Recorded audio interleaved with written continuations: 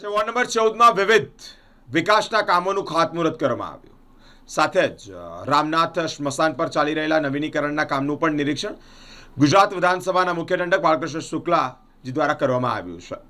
આ પ્રસંગે અનેક મહાનુભાવો ઉપસ્થિત રહ્યા છે. તમારું તમને અર્પણના સૂત્ર સાથે એ સૂત્રને સાર્થકતાની સાથે જ રાવપુરા વિધાનસભા વોર્ડ નંબર 14માં રણમુક્તેશ્વર સોસાયટીમાં વરસાદના પાણી ભરવાની જે સમસ્યા હતી, જેને લઈને જ સોસાયટીમાં આરસીસી રોડ તથા પેવર બ્લોક નાખવાનું કામ કુલ 14 લાખ કરતાં પણ વધુના કામનું ખાતમુહૂર્ત રાવપુરાના ધારાસભ્ય અને ગુજરાત વિધાનસભાના મુખ્ય દંડક બાલકૃષ્ણ શુક્લાના હસ્તે કરવામાં આવ્યું છે. ત્યારબાદ વોર્ડ નંબર 14માં સમાવિષ્ટ રામનાથ સ્મશાનમાં નવીનીકરણનું કામ ચાલી રહ્યું હોય તેનું નિરીક્ષણ પણ કરવામાં આવ્યું છે.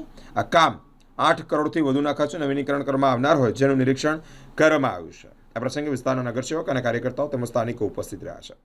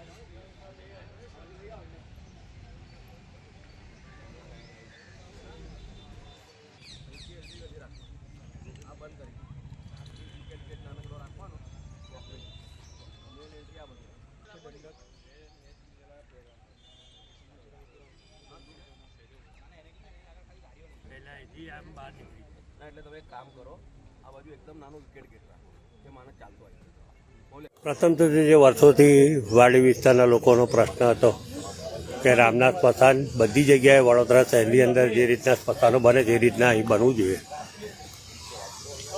બાળુભાઈએ પહેલ કરી અને આના માટે એ જીતુભાઈ સુખડિયા અમે સૌએ ભેગા થઈને આ કામગીરી હાથમાં લીધી છે.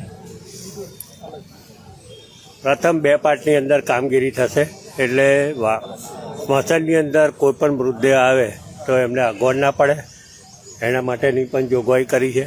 એટલે એક ભાગની અંદર પહેલાં અડધી ચિતા ચાલુ કરી અને ગેસની ચિતા પહેલાં 2, પછી લાકડાથી બળતણ માટેની જે ચિતા છે એની વ્યવસ્થા, એ બધું થયા પછી અડધો પાર્ટ પૂરો થયા પછી બીજા પાર્ટની શરૂઆત કરીશું.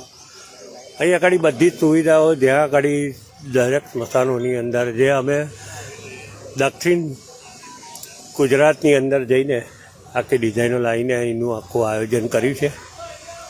આ સ્મશાનની અંદર બહારથી કોઈ પણ વ્યક્તિ આવે તો એના માટે બાર્બર શોપ, સ્મશાનને લગતી સામગ્રીની શોપ,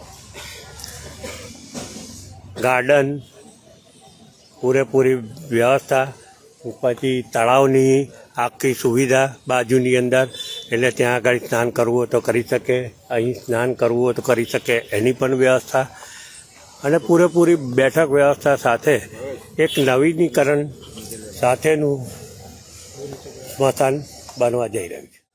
તો બિલકુલ જો કે આધુનિકરણથી આ બનવા જઈ રહ્યું છે ત્યારે આજે નિરીક્ષણ કર્યું છે અને શું સૂચના આપી છે?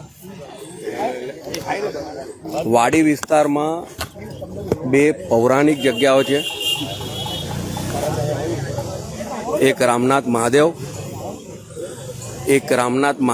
અને એક રામનાથ સ્મશાન. આ વિસ્તારના એટલે આપણે એવું કહી શકીએ કે મહારાજા સાહેબ વખતે, સયાજીરાવ ગાયકવાડ વખતે આ બધી વસ્તી બની તે પહેલાં આ સ્મશાનનું આયોજન કરવામાં આવ્યું હતું. અને આપણે જાણીએ છીએ કે નવનાથ પૈકીનું એક એવું આ મંદિર છે. આ વિસ્તારના તમામ નાગરિકોની, આજુબાજુના બધા જ વોર્ડના અમારા કાઉન્સિલરશ્રીઓની, સૌથી વિશેષ ગુજરાત ભારતીય જનતા પાર્ટીના પીઢ નેતા, વડોદરા ભારતીય જનતા પાર્ટીના માર્ગદર્શક સન્માનીય જીતુભાઈ સુખડિયા સાહેબની આ એક લાગણી હતી કે આ વિસ્તારમાં તલાવનું ડેવલપમેન્ટ થાય, અને તેની સાથે સાથે સ્મશાન પણ નવું બને, કારણ કે નાગરિકોને પડતી અગવડતા દૂર કરવાનો વિષય હતો. અમારા પાર્ટીના પૂર્વ મહામંત્રી, પૂર્વ કાઉન્સિલર મને રાકેશભાઈને અમે વિનંતી કરી અને જીતુભાઈ સાહેબ તે રાકેશભાઈ આર્કિટેક્ટ અને કોર્પોરેશનના પદાધિકારીઓ સાથે ગુજરાતમાં જેટલા પણ સારા સ્મશાનો છે એ સ્મશાનોની વિઝિટ કરીને એક કલેક્ટિવ ડિઝાઇન બનાવવામાં આવી અને એ પ્રકારનું કામ જ્યારે ચાલી રહ્યું છે ત્યારે આ સ્મશાનમાં 2 ગેસ ચિતા અને 18 લાકડાની ચિતાઓ થશે. પ્રાથમિક તબક્કે હમણાં આપણે જે જોઈ રહ્યા છીએ તે પ્રમાણે 2 ગેસ ચિતા અને 6 જેટલી લાકડાની ચિતાઓ એની કામની શરૂઆત થઈ જશે. આ આખો પ્રોજેક્ટ આવતા વર્ષ સુધી જાન્યુઆરી સુધીમાં પૂર્ણ થશે અને તેનાથી આ વિસ્તારના નાગરિકોને જે અગવડતા પડતી હતી તે દૂર થશે.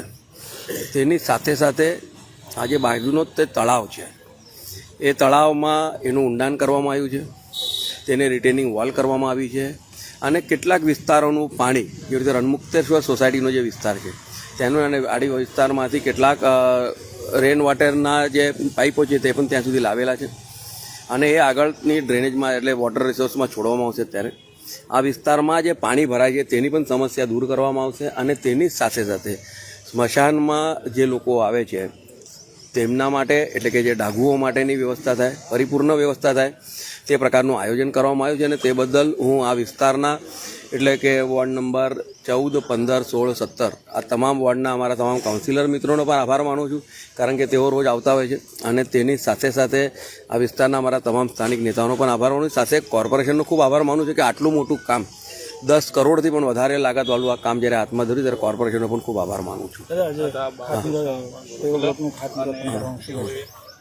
આજે રણમુક્તેશ્વર સોસાયટીમાં એ વિસ્તારમાં જે નીચાણવાળો વિસ્તાર હોવાના કારણે દર વખતે વરસાદમાં ત્યાં પાણી ભરાતું હોય છે. એ વિસ્તારના અમારા 14 નંબરના કાઉન્સિલરો અને બધાએ જ્યારે એ વિષય દર વખતે પૂર આવે છે ત્યારે અમે બધા ત્યાં હાજર જ હોઈએ છીએ, પણ તેમની સમસ્યા દૂર કરવા માટે થઈને વરસાદી એક નવી ગટર પણ ઊભા કરવામાં આવ્યું છે અને વરસાદી ગટર અહીંયા આ બાજુમાં કબ્રસ્તાન છે તો કબ્રસ્તાન સુધી લઈને કબ્રસ્તાનમાંથી પાઇપલાઇન આ તળાવમાં લેવાની છે, તળાવમાંથી આગળ જવાની છે. વરસાદીનું કામ થઈ ગયું છે. એ વિસ્તારમાં લાઇટનો પણ પ્રોબ્લેમ હતો, ત્યાં 8 જેટલી નવી ટ્યુબલાઇટો લગાડવામાં આવી છે અને તેની સાથે સાથે આજે 80-20ના લોક ભાગીદારીથી એ વિસ્તારમાં આરસીસી રોડ અને પથ્થરપેવીના કામનું પણ શુભમુહૂર્ત કરવામાં આવ્યું છે, જેથી કરીને રણમુક્તેશ્વર સોસાયટી વિસ્તારના નાગરિકોને પડતી જે તકલીફો જે દૂર થશે.